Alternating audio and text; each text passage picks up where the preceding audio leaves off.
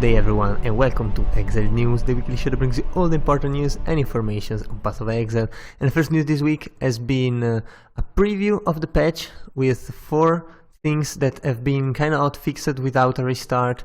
So Atlas specific regions should now be fixed when migrating from SSF.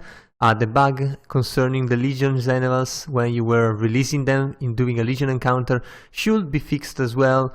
Instance crash in Maokun and another crash when interacting with betrayal content now are fixed.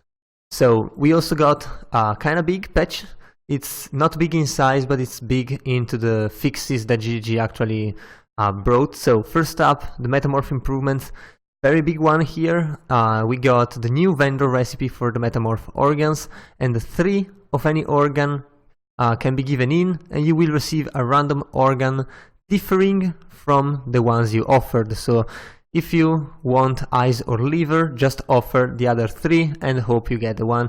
This should be pretty good for those who have a lot of stacked up organs from where eyes were not available to drop.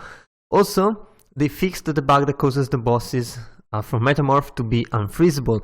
So now you should be able to freeze them, although they now have a higher ailment threshold relative to the map bosses with the same amounts of life. So if you can freeze the bosses but you cannot freeze the Metamorphs themselves, you probably don't have enough damage or don't have enough freeze chance. So definitely look into that. It should be fixed anyway. Also, a couple of skills have been reduced in damage or made a little bit easier to avoid, because some of those were literally crazy. There's some Atlas improvements as well, so some information should now be correct, especially after migrating the characters. Citadels should not be hidden anymore, and influence items should now be dropping from monsters in influenced maps. This wasn't the case before, and though people didn't really notice that, it's actually a pretty big thing. There's also a couple other bug fixes, but really, the other point are the Awakener that has been decreased in level, except the Awakener 8, which remains level 84 and full force. And also they changed how the storms work. So first up, they should not again be able to occupy the space near the arena entrance, even though they said this multiple times and the storms still did. So we'll have to check to be sure this is fixed. Also, the storms now they no longer pursue the player or the minions. Now they should more organically maneuver the arena in a way that should cause more openings to travel around freely while applying some limitations. So basically, you have no idea how the storm works. Maybe they just turn around on themselves, I don't know. Probably it's working better than before, but still I haven't tested that myself, so can't really say right now. Also, the Storm of the Awakener Storm and the Desolation skills now do less damage to minions. No idea if that's enough so that minions don't instantly suicide into those, but again, it's just an improvement anyway.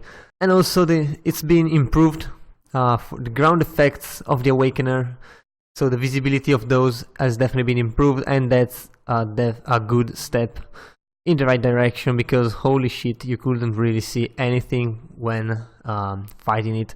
Again, it's very much like a Metamorph, like black on black and some red on it, but very flashy, very hard to understand what's going on.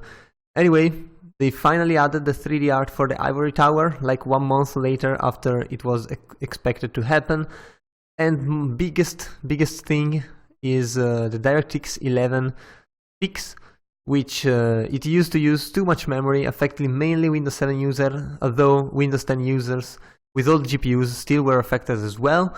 And what happened was basically your FPS dropped drastically after a couple minutes of gameplay, and you could not play anymore. Basically, I've been affected by these for at least 2 weeks now, and I haven't been able to play for that, but now it's definitely fixed for me, so hopefully it's fixed for everyone else as well, and that's definitely really good.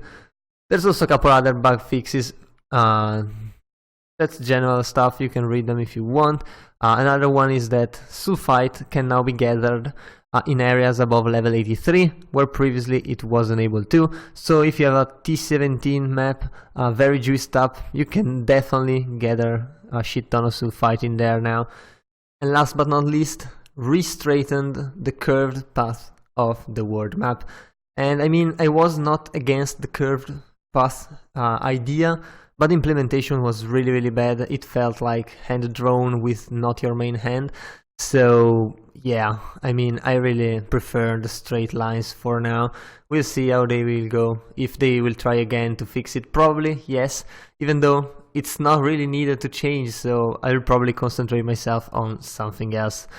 But anyway, we also got a Hideout showcase. It's been a while since we gotten those, but since recently GGG introduced the Celestial Nebula Hideout, which by the way it's a paid hideout, of course, and which is this background spacey one.